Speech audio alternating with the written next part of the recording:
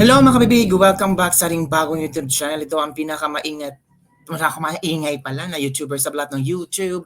Ako si Kabibig, maglebak-lebak at with evidence. Ako po, grabe, nakakatakot na ito. General Torre at Marbel, nilaglag ni Abalos, nilaglag ng Malacanang. Wala palang instruksyon galing kay BBM. Walang binigay na instruksyon galing kay Abalos. Paano na ito? Kung sampa ng kaso ang KOJC members, haharapin to ni Torre, ni Marbel at ng mga PNP. Noong 2000 PNP, mga pulis, kayo ang haharap. Oo, parang ano ba, Judas Iscariote itong si Abalos. Oo, nag-wash their hands. Kasi lumala, 'di ba? Nagkaroon ng people power sa Davao. Ngayon, in-interview si Abalos, nilaglag si Torre at ang PNP. Sabi pa dito mga kabibig, nilaglag ng palasyo si Torre at ang PNP. Abalos says, walang kinalaman ang Malacanang sa nangyari ngayon sa Davao City at wala daw silang utos sa mga pulis. Sino ba ang nag-uutos? Nako, paano na yan? Torre, managot ka talaga dong. Yung PNP lang daw ang nag-decide kung ano ang nangyayari doon. Patay kayo Marbel at Torre. Laglag is real. Whatever consequences you will face from this PNP, you are on your own. Wala silang kinalaman. DILG Secretary Benjamin Abalos Jr. says on Monday that the palace has no hand in the ongoing operation to find out Apollo Kibuloy at the Kingdom of Jesus Christ compound in Davao City. He said it is purely a police operation and based on compiled intelligence report. Abalos is the guest honor of the 110th founding anniversary of Cotabato Province. So, heto mga kabibig, ang video na kung saan kuhang-kuha sa bibig ni Abalos na walang kinalaman ang palasyo, na walang instruction galing kay Pangulong Bongbong Marcos. So, sino ang nagbibigay ng instruction kay Torre? Sino mga kabibig? This is purely an May ito mga kabibig ha? operation. Muno tayo. Ako ay Abalos, ka muna. Sige ka na magsalita. Ito na. Okay? Sir, sino po ba ang nagbigay ng instruction kina General Torre at Marbel? Kung kinalaman mas isip dito, this is purely a police operation. Ako ay only supervised but with reference to operations, etc. It's purely a policeman. And it is based on intelligence, on compiled intelligence. That is why they have to do it. Sabi nga, ano ba nangyari ito? Kasi ako naman, I give autonomy to the police. Hindi ako dapat mangharap or what, kasi they know better than me. If they feel there's adequate intelligence for it, so be it. If they feel they have to serve it now or tomorrow, what? So, grabe. So, bali ang mga pulis, hindi sila mag-a-ask ng guidance sa'yo. So, yung mga pulis, kung meron silang isi-serve, bahala na sila. So, ngayon, mga nangyari ngayon, wala kang kinalaman. So, hindi mo hawak ang mga pulis mo. Kasi you let them do their job. O kung ito, malaking search warrant to Kaya so, kailangan talagang pag-aaralan tapos dapat on lookout ka kung talagang walang mga KOJC members ang nasaktan, ilang araw na ngayon, 2 araw, 3 araw na ba? So walang kinalaman ang gobyerno ni BBM.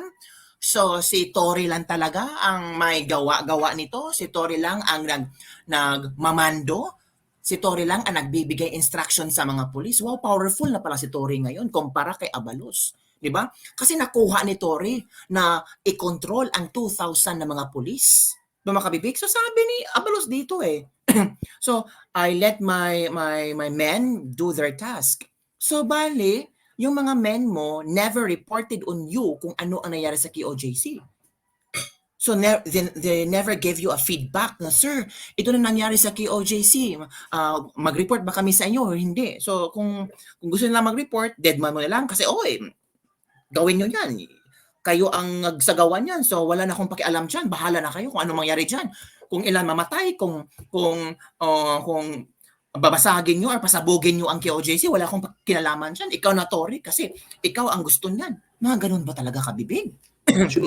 So I give them that much credit, and according to their compiled intelligence report, talagang nandoon nga talaga, no? At Nandoon nga ba? it's more or less 30 hectares. Ang laki na 30 hectares is huge. Kaya marami kang mga pupuntahan ng mga gusali. Kaya allegedly, mga hidden passageways, may mga May word na allegedly, ha? isa inyo yan. Just imagine that. Mentioning the fact na makapala ko sila, hindi ko naman sa iba. So, ganun kahirap. Ganun kahirap ito. So, walang kinalaman ang Malacanang. 'Di ba? So, gamit ang heartbeat, hanapin ang heartbeat. Hanapin natin ang heartbeat ni Kibuloy. So, na-shock lang ako ba sa statement ni Abalos. Akala ko, sabihin niya, oo, alam ko ang ginagawa ng pulisya. Si Tory ay nagbibigay sa akin ng mga impormasyon, latest development, at update sa KOJC. Alam ko na may namatay na. Alam ko na may mga members na nasasaktan, na abuso. Pero hindi, iba ang kanyang sinabi eh. Walang kinalaman ang Malacanang. Wala akong alam dito. Parang ganun ang statement niya eh. Ganun ang entrada. Parang natakot siya, no? Parang ganun ang aking pakiramdam, kabibig. So eto mga kabibig, ang mga komento ng ating mga netizen. Grabe, kawawa naman ang PNP. O inilagay sa bibig ng leon. Dear PNP, anuman action nyo, kayo accountable dyan. Malacanang said, labas sila dyan. Kaya ingat na lang kayo because after this all over, kayo ang papanagutin nila. Nako. So anong gustong palabasin nila? Na ang pulis ang siyang nagbibigay instruction? Mahina lang comprehension mo. Ang PNP naatasan yan to keep peace and order and capture and eliminate fugitives and criminals. Sigaw kayo ng sigaw na sila BBM ang nag-uulos lakpin na si Kibuloy kasi interesado ang Malacanang sa ari-arian ng KOJC.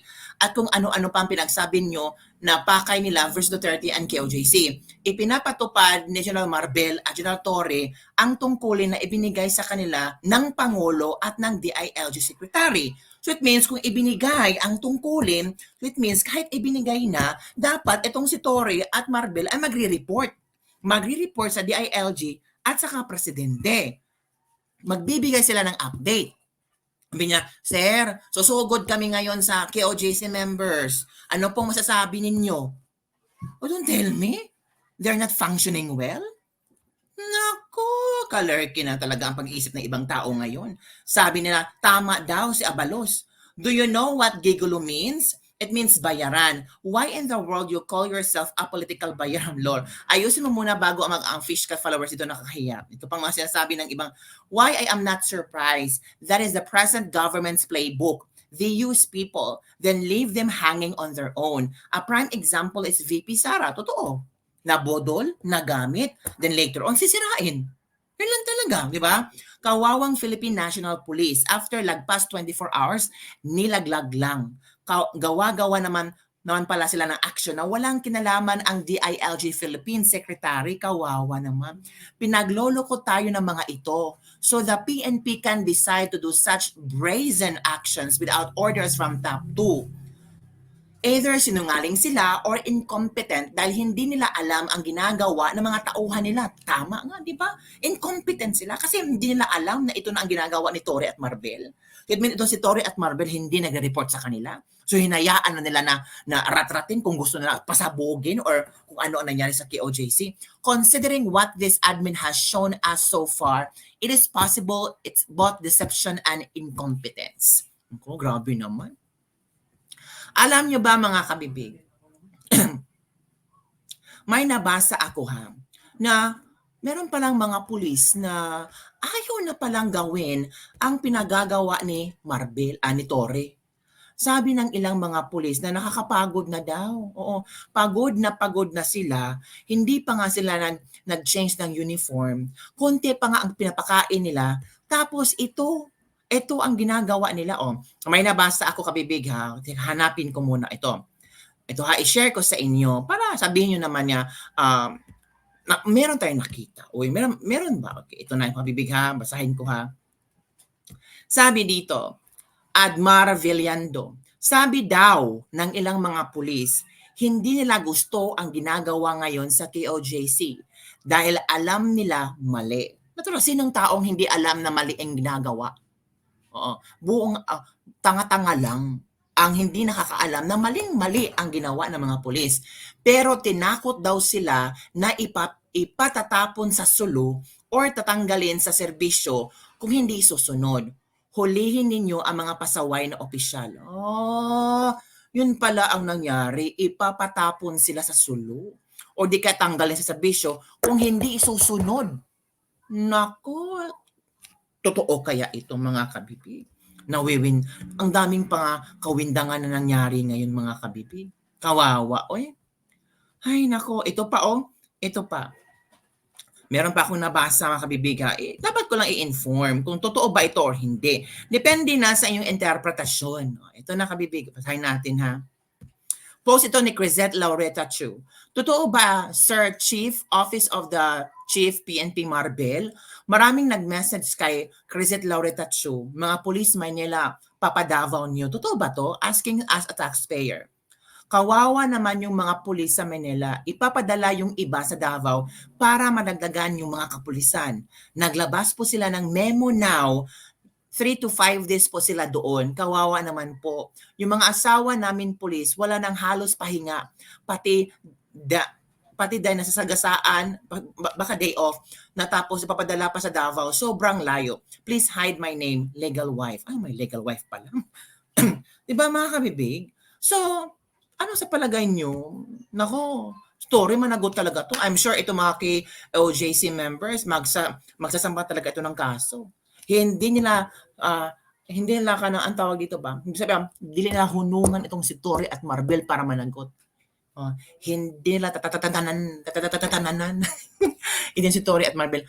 Marami silang mga sinirang mga infrastructures or gates or kung anong place sa KOJC. So of course, babayaran nila yan. Magsasampa ng kaso. Baka bukas, malaman natin na meron ng mga KOJC members na magsasampa ng kaso. Hindi lang yung minor cases, major cases yan, kabibig. So ano sa tingin niyo, kabibig? Maniniwala ba kayo na walang kaalam-alam ang Malacanang at si Abalos? Walang kaalam-alam ang DILG Secretary? So, nilaglag ni Abalos at ni BBM si Tori at Marbel? So kung ano ang mangyari kina Tori at Marbel, ganun na lang si Abalos. Wala akong pakialam, wala akong alam dyan. Gusto na lang sumugod, gusto nilang ang search warrant. So, bahala na sila. Sila namang dyan. Parang ganun, parang I have to wash my hands because I don't know what is going on. Parang ganun. Don't forget to like, subscribe, and share this video para sa latest lebak-lebak for today. Bye everyone. See you next time.